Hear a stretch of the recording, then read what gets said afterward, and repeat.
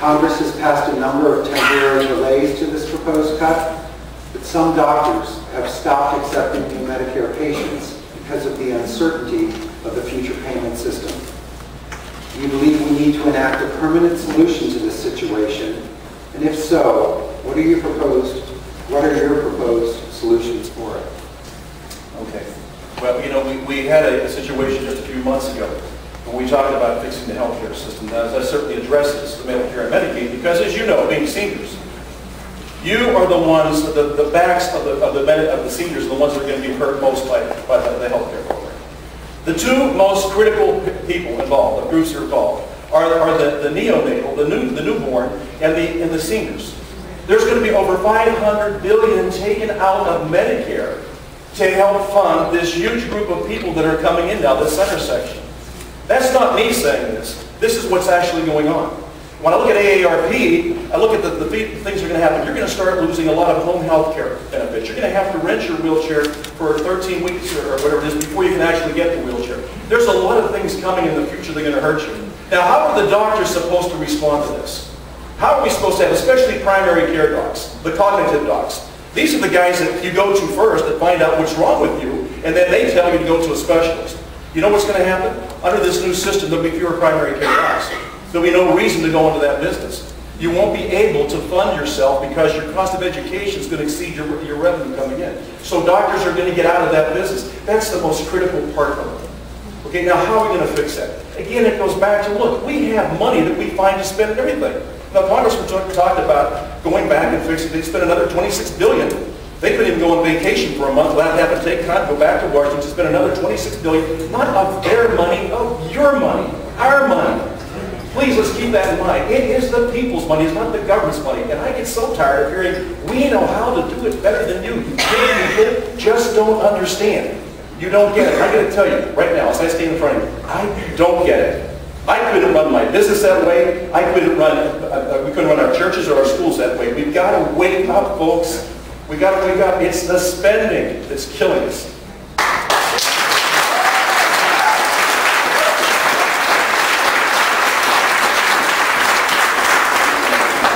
Well, my opponent never answered the question, because obviously I don't think he understands what this means. That there's this problem with what we call the standard growth rate, this 21% cut to physicians that's been going on for well over a decade. And every year, what Congress has done is just fix it temporarily, fix it temporarily, fix it temporarily, fix it temporarily. Doctors never know what's going to happen year after year after year. This has nothing to do with the health care reform bill that we passed. This is something that had to do with way before this. That's what the question is about. So, I think we have a permanent solution to this. I think this is one of those other issues that we've kicked down the road and kicked down the road.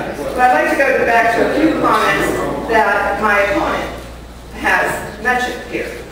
And I completely agree that we need to stop the overspending. I own a business too. He's mentioned that I'm just a wife of a business owner. Well, yes, now I'm in Congress. My husband misses me every single day in that business because I work in that business with him too. We paid our bills on time. We stayed within our means. I've done that within my family too. The government hasn't been doing that for a long time, and it's time we change that. That's why I was a very strong proponent and sponsor of the pay-go legislation.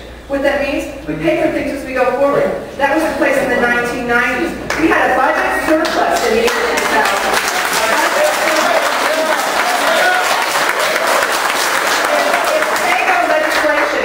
Going, we would have actually had $5 trillion surplus by the end of the 2000s, by the end of that decade. But no, pay-go legislation was gotten rid of. We actually put that back in this year. We made it statutory. What that means, it's law.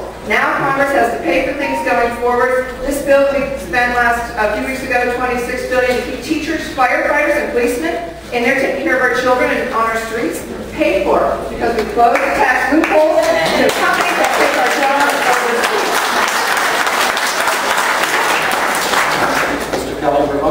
Well, thank you. And you're right. You are right. I totally do not get it. And I would say that most people in this room do not get it. Because we are the we that pay all the taxes. We are the we that go to work every day. We are the we that are worried about our children and our grandchildren. You spoke about your children and your grandchildren. You were so worried as a candidate about what was going to happen, this generational thing. Mrs. Alkemper, since you and the current administration you have tripled our debt. You just raised the ceiling in February to $14 trillion. You have absolutely, and the administration, you people don't get it. We need to back off on this spending. The money can be spent well. The $26 billion didn't need to be an additional. Why don't we go back into the stimulus funds that weren't spent and use those?